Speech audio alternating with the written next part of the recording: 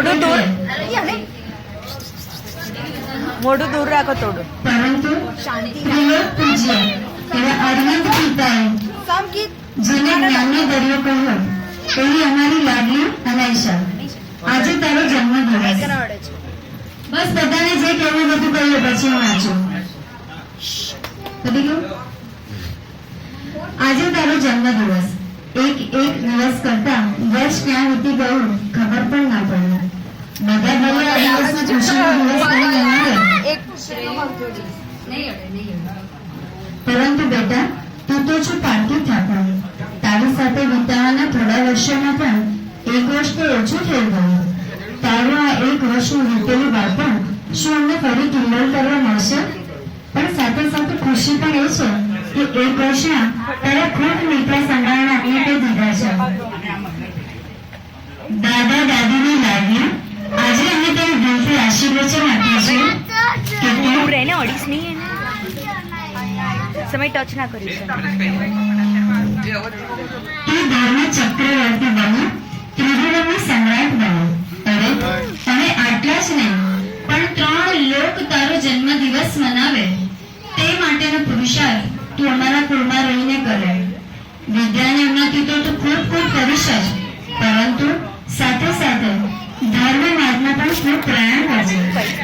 દુનિયાની બેસ્ટ કોલેજમાં લૌકિક ડિગ્રી તો તું મેળવીશ જ, સાથે સાથે વિતરાગ વિજ્ઞાનની કોલેજમાં ભણી સિદ્ધત્વની ડિગ્રીને પ્રાપ્ત કરજે. દૂર રાખો માઇક થોડું. તું રમતગમતના માઇક ક્ષેત્રે દૂર રાખો. તો ચેસની બાજુ રમતા રમતા ચૈતન્ય રાજાને જીતાવજે. બેડમિન્ટન રમે તો 4 ગતિને લાત મારજે. અરે સંતાકુકડી રમે તો અશુભ ભાવોને ઠપકો આપજે. અને ક્રિકેટને કેમ ભૂલાય? ક્રિકેટ રમે તો શ્રદ્ધાને એવી જોરદાર બેટિંગ કરજે કે મિથ્યાત્વરૂપી પ્લેયરના પહેલા બોલે જ ધક્કા બોલાવ્યો. દીકરી, રસોઈ કરવામાં નિપુણ થશે અને તે ભોજનના સ્વાદ સાથે સાથે અતિન્દ્રિય ભોજનને ચાખવાનો પુરુષાર્થ પણ કરી લેશે.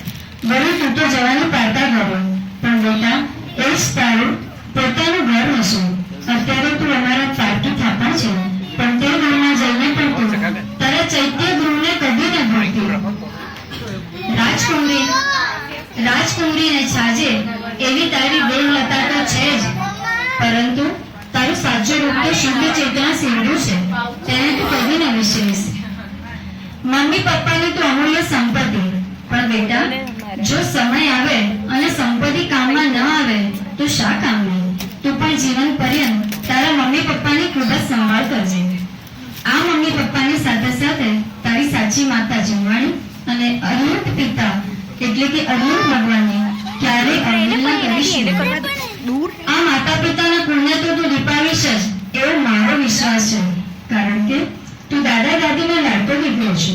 પરંતુ અનંત સિદ્ધ ભગવંતોના કુળમાં આપણે સૌ સંતાન છીએ. દીકરી, તું જ્યાં જાય ત્યાં તારા સિદ્ધના કુળમાં ઉજવજે. આજના દિવસે તને હું શું ઉત્કૃષ્ટ ભેટ આપી? બસ એટલું જ કહીશ. ધર્માને કુખ દીપાવજે, પાર્થના કુળમાં અજવાળજે, જ્ઞાનીની વૃત્તિ પ્રગટાવજે, ભરત ચક્રવર્તીના હૃદય અવધાર